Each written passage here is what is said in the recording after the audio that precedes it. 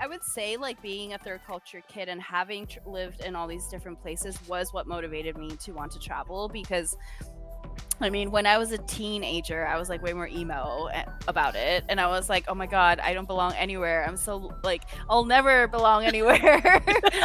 Why just let me travel No. the world?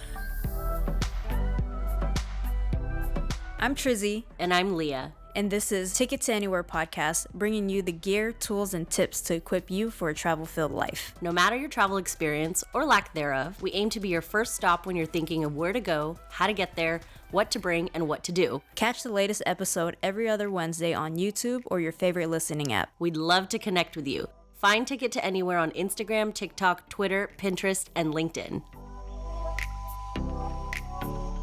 Welcome back to another episode of the Ticket to Anywhere podcast. I'm one of your co-hosts, Trizzy at TrizzInc, and our other co-host, Leah at Alien Flight, will be joining us on the actual episode. But for the intro, you just get me. Sadly, sorry about that. But just a few reminder, December is coming up. That means we will be on vacation. We will not be releasing new episodes. However, we do revisits, which is basically just replaying our old episodes. So we will be releasing that in December as we just relax and get ready for the new year. And another big announcement is that if you have been following the podcast, we were nominated for Women in Podcasting Best Travel Podcast. And we found out a few weeks ago that we won. Ticket to Anywhere podcast is 2024 Best Travel Podcast. Thank you to everyone who spent the time to vote for us, who spent the time just listening to our podcast, participating in any form of small support there is, commenting, liking, sharing, this and that. So we appreciate it, and we will continue to grow our podcast for as long as we can. So thank you for that, and yay to us. And for this episode, we had a guest, Lydia Chu, on. She is considered a third culture kid, and I know this term has a lot of meaning, a lot of definitions. And for me, I didn't even realize that I was a third culture kid. My parents, both Chinese, born and raised in Vietnam. Me, obviously full Chinese, born and raised in Seattle, Washington, in America. And Leah had pointed it out that I was a third culture kid, and I was like, oh, wow, I didn't know that. But this episode with Lydia Chu was so insightful, and we are so glad and grateful that she spent some time just talking to us on different time zones and telling us about life as a third culture kid. So I won't say too much about the episode because the episode itself, the meat of it, is incredible. So we'll jump into it. But before that, let me share what tea I'm drinking. I got a jasmine tea latte. So cheers to you all for tuning in again on the Ticket to Anywhere podcast. Cheers to Lydia, and cheers to this episode. Lydia, first question. Coffee or tea? Tea. Yeah. But I also have started to enjoy coffee like in the recent year, because in Taiwan there's a lot of in Taipei there's a lot of coffee shops, and if you want to go sit there, then actually there's some really good coffees. Yeah, Definitely. Oh yeah. I love the coffee culture in like Taiwan and in Yeah. Taipei, where I spent most of the 5 days that I was there. Yeah, A lot I of feel great like it's a good cafes. culture. Mm-hmm. All right, one for you, Trizzy. You can take that. All right, Lydia. So, we all describe you as a third culture kid, but we'd love for our audience, to get kind of a definition of what that is and like who you are. So, little intro if you don't mind. Yeah, absolutely. So third culture kid, there's like an official definition for it, and there's like, I guess, my definition for myself. So I think I'll just like mention my own definition for it first, but also like mention how other people may understand it. But so I was born in the US, but I grew up in South Africa for 10 years, and then Taiwan for 8 years. And in Taiwan, I attended international school. And then after that, I moved to the US and went to college there. So I've kind of spent a third of my life in South Africa, Taiwan, and the US. And I would say I'm like 30 now. So it's like actually perfectly 10 years each, but all like a very different stage of my life. And I would say I always tell people the whole story of where I'm from because I can't tell you anything about any of these places. I'm just joking, but I can't really talk about South Africa because I was a kid, and then when I talk about Taiwan, it's like I went to international school, and that's like a very specific experience that I mean, most Taiwanese people don't have that experience, right? So it's like I don't think I represent like the average Taiwanese person, so I like to give the caveat. Leah, I know you've been searching for somebody to talk about third culture. How do you define a third culture kid? Well, I guess a lot of people, I think the textbook definition people would say is both parents are from a different culture, raised in different countries, and then they have a child and they're raising it in a third country that's not either of their own cultures. I mean, people define it different ways, but I still feel like Lydia exemplifies that because South Africa, I read that you grew up in a small industrial town in a Taiwanese immigrant enclave in South Africa, but like how did that happen? Because I just went to Cape Yeah. Town last year and I was like, "Oh, this is a great country." I went exploring outside of Cape Town as well, but how did you end up in South Africa? Yeah, so I think at the time, and this is like getting into the political climate at the time, but Mhm. before I was born, like in the 80s, South Africa and the Republic of China, which is Taiwan, had an ally, like were like close ties, Mm. because like there are a lot of politics around like China, like People's Republic of China has like a different ties with like other parts of the African countries and the African continent. So a lot of it had to do with that, and then so that means South Africa gave like special privileges to Taiwanese people and also people in Hong Kong, like to immigrate to South Africa, and you could it was a lot easier to like set up businesses and yeah, set up businesses and get citizenship actually. So a lot of Taiwanese people immigrated there for opportunities, I think in the 80s, which is when my parents went. Um like in the early 80s, Mhm.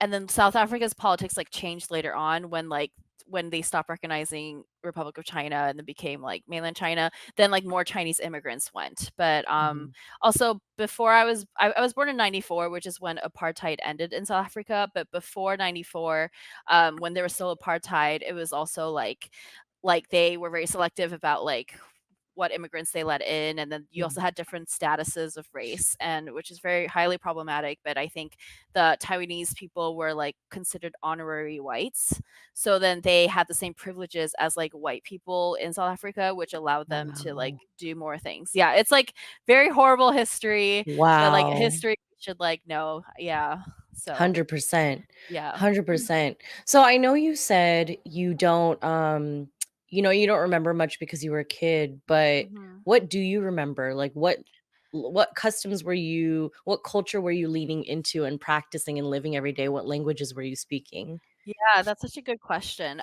So like I went to typical South African school, but then I think I was sent to Catholic school because it was a private school.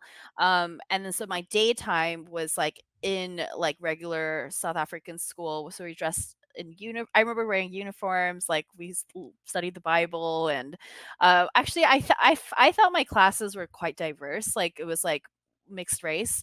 Mhm. Um and I just remember it being just like we spoke English and everything. And Mm. then after school, like every year it changed, but I would go to Chinese school to like speak Mandarin and learn like Mandarin um a couple times a week. And that was usually because in the 80s mostly Taiwanese people immigrated to South Africa, and like I guess once you immigrate, like people and family all go there, and that or like you go to where there's like an existing kind of community. And then so the community we were in had a Chinese school, but like when I say Chinese school, it's a Taiwanese Chinese school, not like a Mm. mainland Chinese school. And so then the textbooks we were reading and everything was like what you'd be learning in Taiwan in elementary school. So then I felt like the Mandarin and the culture I was getting was like the Chinese culture that like Taiwan was exporting at the time. This there's another layer to the whole Taiwanese Chinese question that is also adds an element to this whole third culture kid thing that we can Yeah, also please. get I mean, into. no, share. We'd love Yeah. to hear. That's why Um, we're here. Yeah. yeah, because it's like because of Taiwan's politics, it's kind of tricky because it's like a lot of people when the Chinese Civil War ended in 1949, the government from China went to Taiwan, and that's the KMT, and like basically created the like martial law here, and there was an authoritarian period in Taiwan. So to this day, Taiwan's politics are still iffy, where it's like a bunch of people from China came and they claim the Chinese identity here.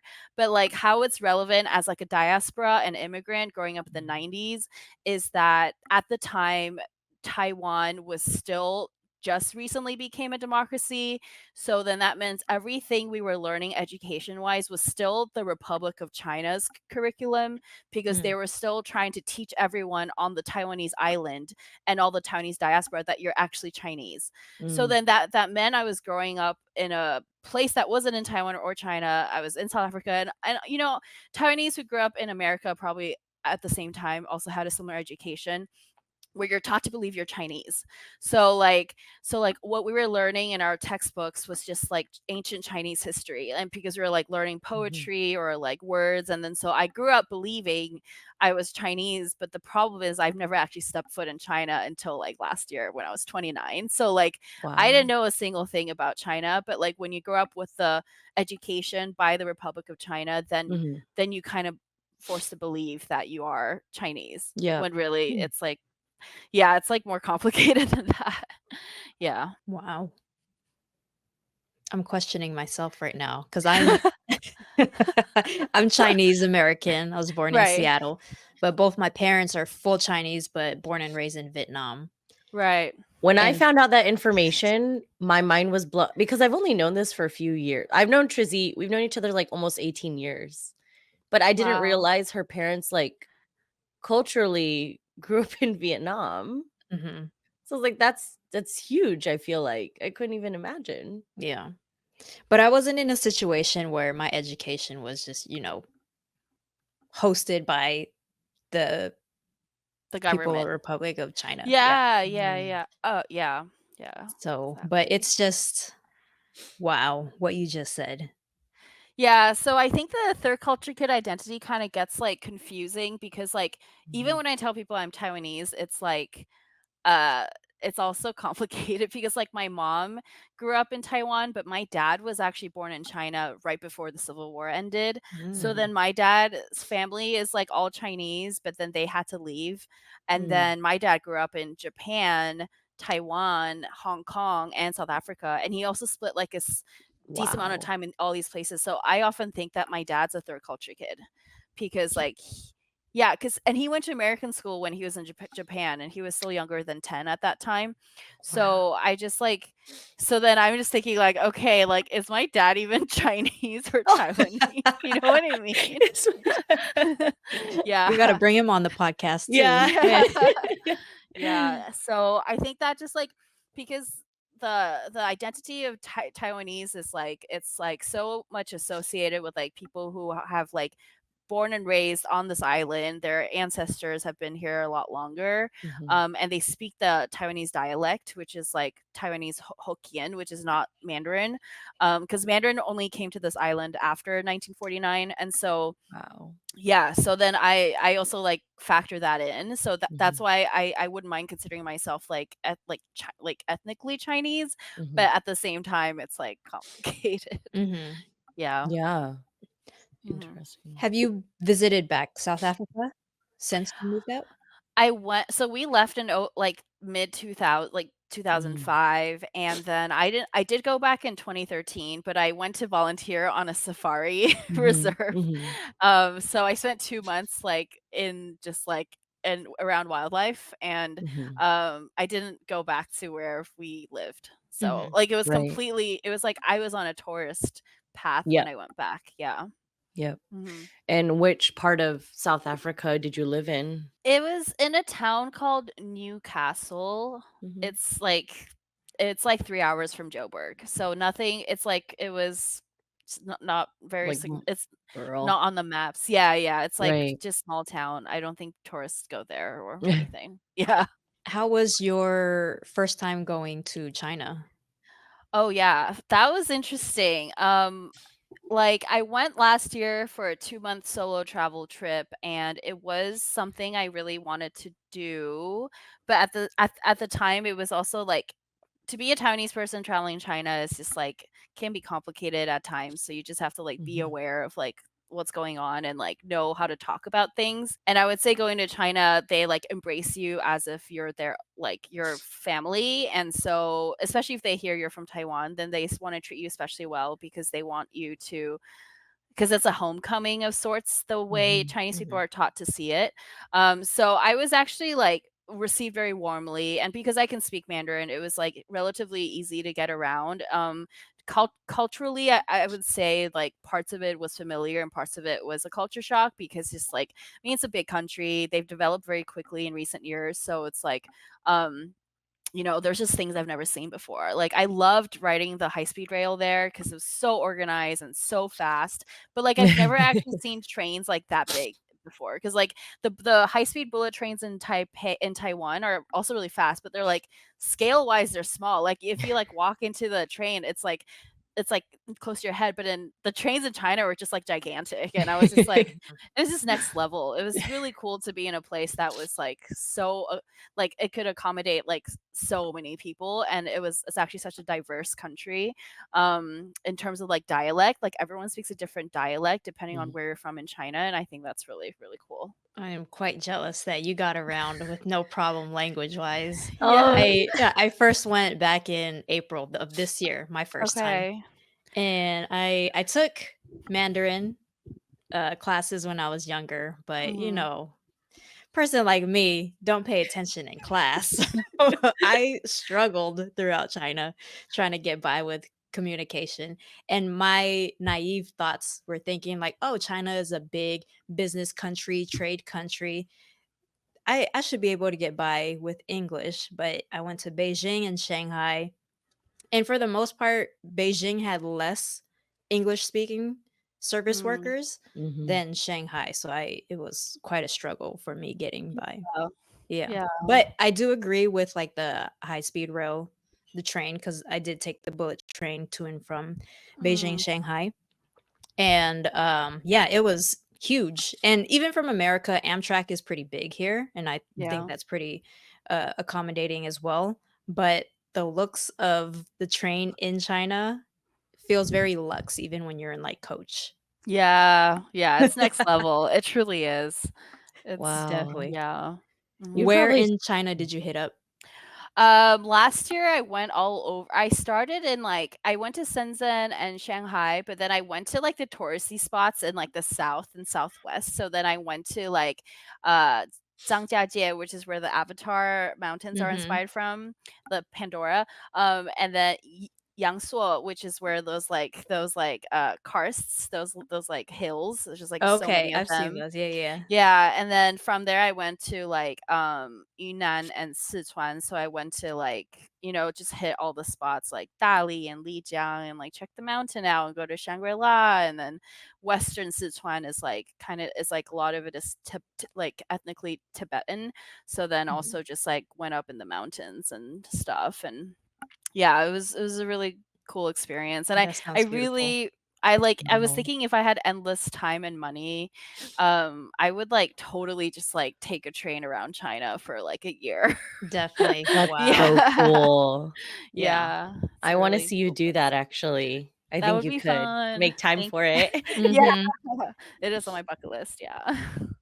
That's awesome. Yeah, we just released 2 of Trizzy's episodes on traveling to China because she ran. Yeah. You never tell anyone this, Trizzy. She ran a half marathon on the Great Wow, Wall. that's so cool. Wild. So you That's might find those. wild. Yeah. I let Leah do the cheerleading on that. I know. But hey, even better than that, not only is that a feat, she placed 16th out of all the women. Wow, Mhm. that's incredible. I'm There must just have, like, like, so many people there. I That's truly, truly impressive. I know. I was really excited about that. I got shoes and everything, like China Mhm. branded Uh, sneakers. They sent all the way over here, and I was like, "Oh, wow, they really yay, did send it." that's She's so like, they cool. might get held up at customs, but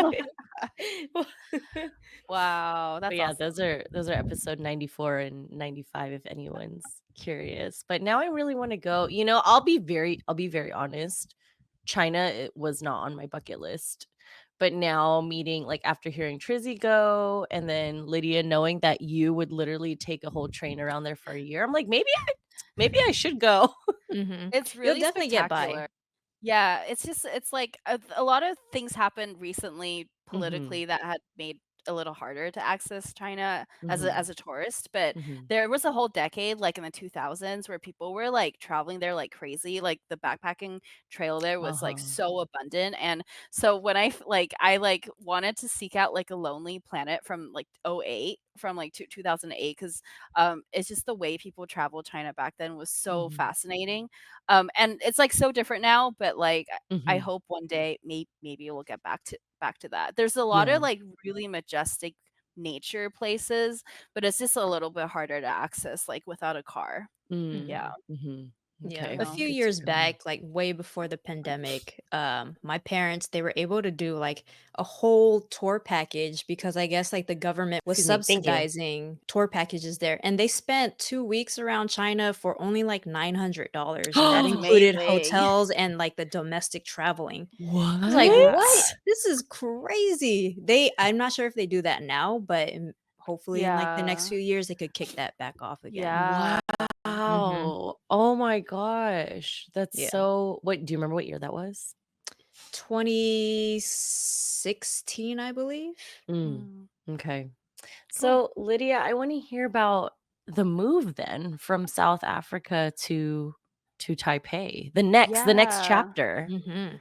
Yeah, so, I mean, just like the economy was doing poorly, South Africa just started going was already going through a lot, but, like, after Mhm. apartheid ended, I had to rebuild as a country, so I think just a lot was happening globally, economically, so what my parents were doing, they were, like, running a denim factory, so they helped Mhm. export jeans. It just wasn't going well anymore, so then they, decided to leave. Actually, China, like, if you had gotten into business in China during that time, like, you'd be, like, so good off. Like, just that was, like, the prime time that China was becoming, like, the global, Oh. exporting kinda spot where, like, manufacturing was just really taking off. Mhm.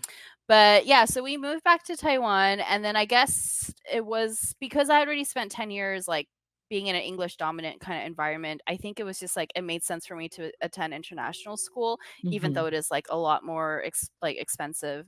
So, like, you just need to, like, kind of plan accordingly, but, yeah, I went to international school, and it was an American international school, but the Mhm. thing in, like, international schools in whatever country it's in, it's gonna be predominantly people from like, ethnically, they're gonna be people from that place. So, like, I Okay. went to American school, but then everyone there were, like, Taiwanese, but then in order to go to international school, you have to have a foreign passport.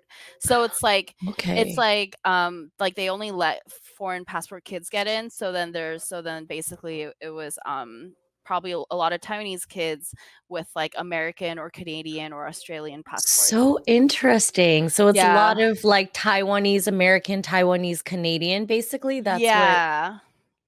wow. Okay. Yeah. So, Mm. I think, basically, it was a little hard for me it was quite difficult for me to adjust because it was, like, completely different school system. So, I did 5th Mm. grade, like, 1.5 times. I did a whole year in South Africa, and then when we left, I had to start it again. or did I do do 5th grade for 2 years? I don't remember. But I think there was a decision whether to, like, jump me to, like, 6th grade, or but Mhm, because it was, like, a new, education system, to, like, do it again. So then for the mhm. year I graduated from, like, most of my friends are, like, a year younger than me.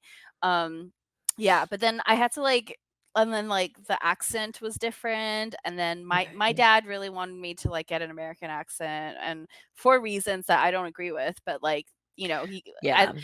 at that age, he like, it was I was able to, like, adapt pretty Pick it quickly. up easily, yeah, like Yeah, mhm, and then I think a lot of the friends I made in the early years I was in school turned out to be, like, other expat kids, like, a lot of kids mhm, who had moved recently to Taiwan and their parents were not Taiwanese, because maybe because I grew up somewhere else, that I could bond with these people more, 'cause a lot of the Taiwanese kids, like, had been at school longer, and they all knew each mhm, other much longer, so I think I struggled to, like, find the right friends. Yeah. mhm, mhm. But, like, school and education-wise wasn't too challenging, and then living in Taipei wasn't Yeah, so bad to adjust to, because I had been visiting periodically, because my grandma okay, lives here, my mom's mom, but and because, like, I lived relatively close to school, I could, like, walk to school and stuff, and that yeah. wasn't something I could do in South Africa. Like, we couldn't leave, like, it wasn't safe, like, you had to drive everywhere.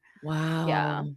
Yeah, so, like, I never walked on my own ever outside in like, when I grew up in South Africa, but then in Taiwan, it was, like, so easy to, so I think that really changed.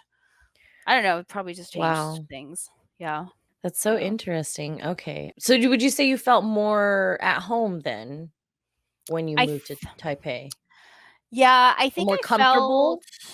I think I did feel more comfortable, but, like, because I was only 10, I don't really Right. kn I can't really remember all the feelings around it, but when we were in South Mhm, Africa, like, we had, like, a yard that and, mhm. like, I swam very often. Whenever I went over to my friends' houses, we would always be playing outside. I was outside a lot, and, Oh, in, like, a green space, like a private green space, and, like, that was something I really loved in my childhood, and I think moving to Taiwan, that was just wasn't there's a lot of green spaces yeah, here, like, you go hiking, there are a lot of parks, but it's just that part wasn't the same, so I think that it was just, like, a very different different, experience. yeah. Well, Yeah. you're in the and you moved to, like, the city, Yeah. so mhm.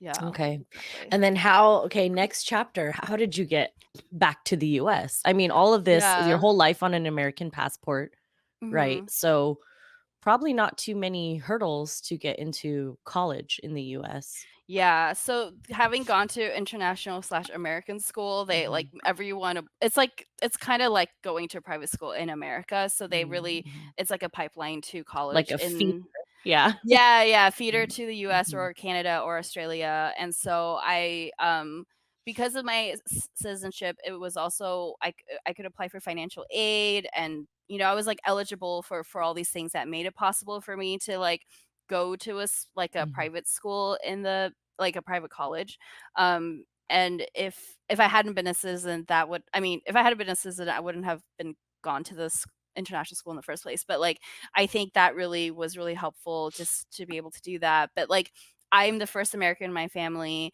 I'm the first one to go to the US, and it's just really weird to, like, experience in a way, like, I am an immigrant, but it's like I had all the privileges of, like, having a good education and speaking the language and learning all that, but, like, never actually living in the US. So, like, a lot of mhm. people in my Wow. shoes who have gone to international school abroad, like, you can speak the language and you look like you fit in, but, like, when you move to America, it's so huge culture Like, shock. culture shock. Yeah. Yeah, because it's like so I went to college in Minnesota, in a small town in Minnesota, and I, like, obviously before didn't know that much about the differences and, like, living in different parts of the US. Like, it was just kinda like I chose this school because I really liked the school itself, and it was like Mhm, a lot of other schools I was looking at was also more in rural places, so it didn't really matter to me, like, what state it was in, just because, like, I wanted to be in a small place that, you're focused on being like, you're just focused on school and stuff, and it's like a good community. mhm. Um, but moving to, like, rural Minnesota from, like, Yeah. Taipei was, like, very it was definitely so, like, diffi I mean, it was so different, like, it's just, like, I knew it was gonna be rural. I knew rural America is, like, pretty white, but I people always say, like, tons of cornfields and stuff, which I knew all Mhm. of that was true, but, like, I mean, I was surprised by a lot of things. Like, first of all, like, the school I went to ended up being, like, predominantly white American, which is expected, but a lot of people are from Minnesota. So then I, like, found myself learning so much about, like, this state I didn't even know existed before. But then what was also unique was, like, going to the big cities in Minnesota, so Minneapolis and St. Paul, Mhm. and, like, seeing the diversity that was there. Like, I was, like, shocked to be like, "Wow, there's actually a lot of Hmong immigrants," so, like, or, like, Yep. Hmong refugees, but then, like, big Hmong community, big Somali community, and, like, actually the Twin Cities is, like, actually way more diverse than I would have ever expected, and that was only an hour north from school. Okay. And so, like, there was, like, so much culture and ethnically diverse food and people, and I was like, "Whoa," like, so I think my culture shock about America was, like, just, like, how actually diverse it is and Mhm. how wide a spectrum of people and experiences exists that I never would have anticipated. But then the other culture shock, I mean, there was the weather and the climate, obviously. I've never lived in a Yeah. place with, like, 4 seasons, and the winter was very, very cold.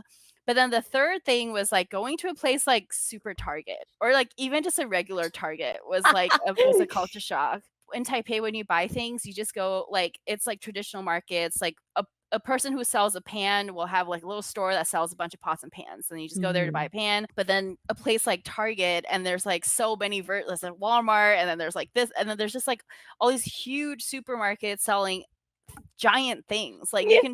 you just buy like you could buy like an air fryer at any Target. Like it's like shocking to me because in Taipei there's like no space in the grocery stores to be selling such big things. There's a Don Donkey in Taipei as well, but they sell like okay, the one in Taipei sells a lot of snacks. Like I haven't been to one in Yes. Japan, so I don't really know. I just heard it was I walked into it in Taipei when I was there, and someone was like, "Oh, it's Japanese." I was like, "Oh, okay, Yeah. cool." And then I just go up all escalators of the 6 floors, and I was like, "You could probably get Yeah. an air fryer there." No. You're like There there's, like it's, like, actually, like, Taiwanese people don't use, like, it's actually, like, not Oh, part of like, people don't know how to yeah, use air fryers or microwaves. They use, like, a rice cooker for like, a steamer for everything. everything, Yeah, yeah. yeah, Yeah. way better. Wow. Anyway, yeah, I just remember, like, even now when I go back to the US or I spend time there, like, going to the suburb is always, like, a culture shock for me Mhm, because I just, like, don't I'm just like, it's all very different. So I mhm. did technically grow up in a town that like is similar in some ways, but I don't know. America's next level. And you Yeah. stayed in you lived in a US state that is like the headquarters of where Target is in Yeah. Oh Minnesota. yeah, yeah, yeah, yeah, yeah, Target yeah, is in yeah. Minnesota, yeah. Yeah, Oh, and you know what else Minnesota has? The Mall of America. Oh, yeah. that's Yeah. true. Did you go? Have you Yeah, been? I went all the Okay. time because the Mall of America and the airport are connected by the light rail. So, in the Oh Twin my Wow. Cities, gosh. there's no subway, there's no metro, but there's the light rail and there's only 2 lines, and because I didn't know how to drive and I didn't have a car because 'cause I'm, like, just moved here from Taiwan, I had to take the light rail everywhere, so and, like, as someone without a car and you had to buy things when you start school, where do you go? The Mall of America. Yeah, Wow. and, like, the shuttle to college was from the airport or the Mall of America, so, like, Mhm. so that also meant the way I, like, lived and experienced America was, like, very based on, like, where can I take public transport because Mm, I can't Yeah. drive or I never But learned to drive. that's such an Yeah. experience, I'm not gonna lie, that's a very un-American experience, though, Yeah, yeah. which I'm kind of jealous of because I'm like because we don't know what that's like, we're, like, forced to drive everywhere, like, even Yeah, Trizzy, yeah. like, grew up went to in Seattle, is the mhm. same, right?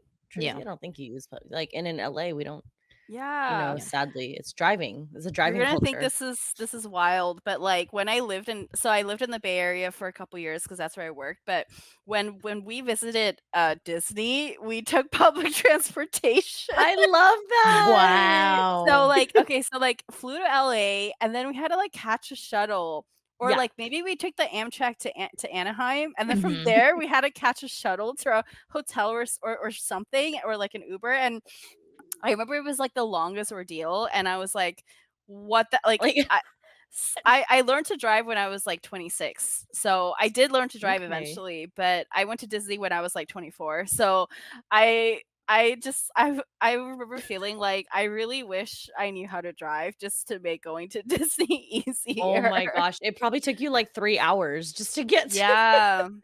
Ugh, yeah, I'm so glad I uh, know how to drive now. Yeah. yeah. Okay, so I'd love to hear more about how these, 2.5 decades influenced you traveling around the world and where you Mhm. decided to go and how it's influencing you right now and how you respond to people when they ask, "Where are you from?" Yeah, yeah, that's a good question. I started traveling like solo when I was 17. So my first trip was to Mongolia at the time, but it was like with a short program. It was like a summer program, and for like a month. But then I extended my stay, and I met a lot of travelers then. But then that was when I caught my travel bug because it was so cool and so fun. And then the year after, I went to South Africa to do the safari volunteering, which was really fun because it was like wildlife conservation work. I thought I wanted to become a ecologist, but then I ended up studying sociology because it's all really fun and interesting to learn about the world, as you can probably tell. I'm very excited about. And then in when I was 20, I spent 4 months in India and 2 months in Nepal. So it was like 6 months of traveling then. So these are all my formative experiences. And I just remember when people ask me where I'm from, okay, but all of this was happening like when I went to college in America, I also got more involved in like Asian American Mhm, activism type of mhm, stuff because I was at a school that was like very white and just like when people of color just like stick together a lot more. mhm. So then this is all happening at the same time. So that meant like while I was in America, I was learning about all these people who had the perpetual foreigner stereotype, which is like when Asian Americans get asked like where are you from and you say California and people are like no, where are you really from? And Mm, then what they really want to know is like where your ancestors are from. And then but I was having this opposite experience where like I just say Taiwan and people are like happy with the answer because they don't need to they don't need to ask you where are you really from. And then it's just I just find it interesting because like, when I'm in the US too, it's a habit for me to say Taiwan because it is where home is, like, I'm home right now, like, living with my mom, um, but it's, like, not really true to me in my life because mm, mhm. I know Taiwanese people here and, like, our lives are very different too, so but then at the end of the day, what it means to be Taiwanese can be as multifaceted as, like, what it means to be American, so it's just about, like so if I don't feel like explaining myself, I just say I'm from Taiwan. Yep. Um, and if I'm happy with, like, going into more depth because a lot of people are like, "Why is your English so good?" Then I have to explain, "Oh, Oh actually, my I god. grew up, like, speaking English in South Africa, but I sound like an American because blah, blah, blah." And, so You could send them this episode now. Yeah. yeah, You're I'd like, be like "Here's an explanation." yeah. But how it influenced I would say, like, being a third culture kid and having lived in all these different places was what motivated me to want to travel because I mean, when I was a teenager, I was, like, way more emo about it, and I was like, "Oh my god, I don't belong anywhere. I'm so like, I'll never belong anywhere. Why just let me travel No. the world?" I think I was, like, 16, 17, like, in my emo like, Mhm. "Oh, like, I'm so special" phase, Mhm. and I think I remember feeling like, "Okay, like, if I don't belong anywhere, then I'm gonna lean into that." And then so Mhm, I think mhm, that, like, motivated me to start being a nomad, like a true nomad. mhm. Love Um, that. Mhm.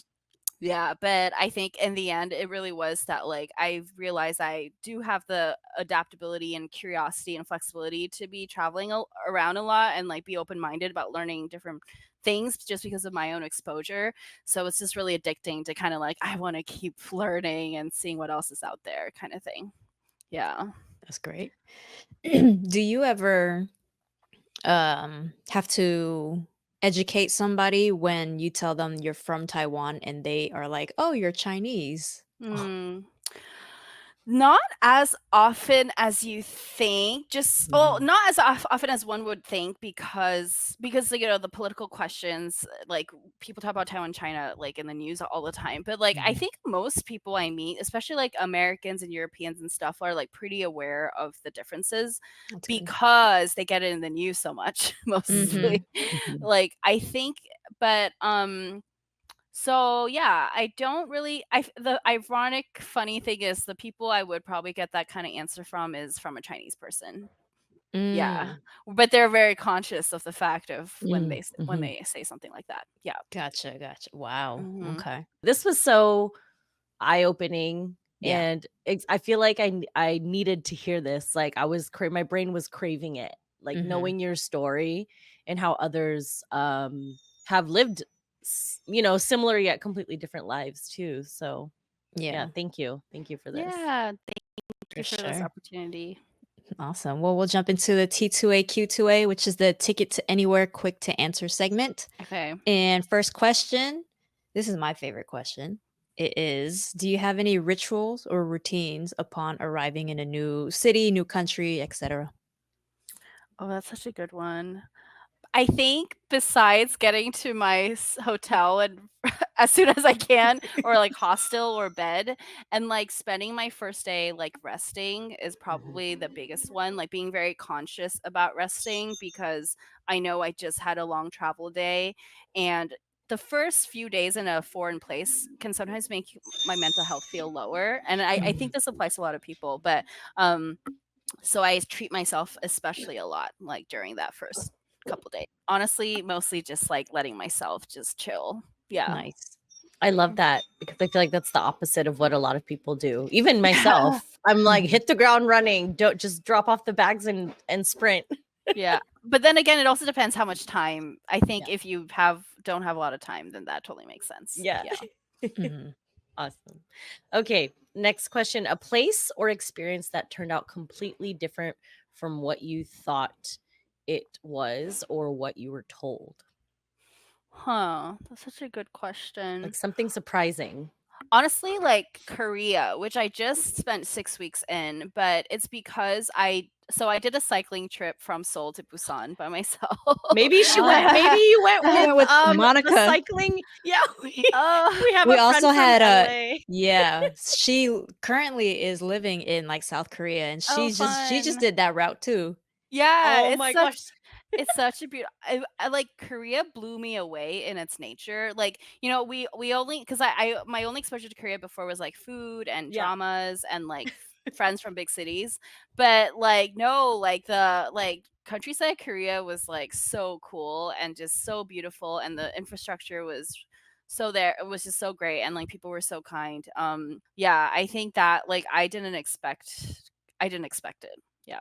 I love that. Did you rent the bicycle there or did you ship yours? I rented from Seoul. I'm not a cyclist normally by any means. I just like to cycle for fun or to sightsee. Mhm. And this was the perfect trip for like a beginner, like bike packer as they That's like to call it. amazing. That's amazing. Yeah, I'm gonna hit you up for more information about that yeah, in the yeah, future. yeah. Are you Absolutely. gonna do it, I Trizzy? really want to after seeing what Monica went through, and I was like, I this could, is yeah. so me.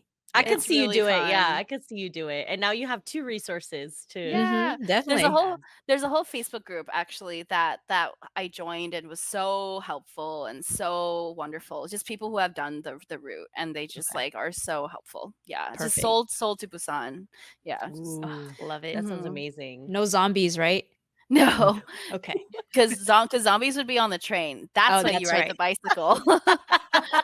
Yeah. Wait, what is this? Like This is a movie. You should oh, check Train it okay. out, Leah. Train to Busan. Okay. Train to I feel like I've Busan. heard of it. Okay, now I want Yeah. to watch it. Yeah, watch it. Only if it's on the plane though. I'll watch it for free. Yeah. Okay, next question. What would you be doing if not traveling? These days getting really back into my art practice. So I like to Love draw on it. the iPad, and ideally I'd like to paint a lot more. So I just have to like have a better setup for it, but probably just making art. All right, Lydia, last question. What is your next trip? Ooh, I'm actually leaving for the US next Sunday. Oh, how So, funny. yeah, I'm not moving back just yet, but this time I'm gonna be, like, visiting friends in different cities, so I'm going to, like, a bunch of cities, like Orlando, Amazing. Atlanta, New York, Chicago, SF, and so, since I won't be working, it'll be, like, one of my first times really just, like, kinda being in these places, so it'll be really Nice. nice to kind of I haven't been back for 2 years, so it'll be really nice to be 2 back. years. Whoa, you're Yeah. Wow. going on a little North American tour there, though, Yeah, with yeah. those 5 cities. Yeah. Well, if you make your way to LA, hit us up and then hopefully we could arrange something. Oh, Please yeah, do, sounds yeah. good. Yeah. Awesome. Uh, Cool. Well, Yeah. before we end this, why don't you let everybody know where they could connect with you and find you? Yes, thank you. So my Instagram is at Thoughtful Wonders. It's relatively inactive, but it will be active soon. And then I have an art account, which is Thoughtful Wonders Studio, and then my blog is on thoughtfulwonders.com. So I will be writing about all my travels and posting from Mongolia and Korea and China, and so you're welcome to read that content there. Amazing. Yeah. Thank you, Lydia, Incredible. for hopping on all the way from Taipei, Yeah. Taiwan, and us in LA. We appreciate your time and your Yeah. expertise. Lydia. And thank you for this opportunity. This was so much fun. Thank you. Thanks for listening in on the Ticket to Anywhere podcast, y'all.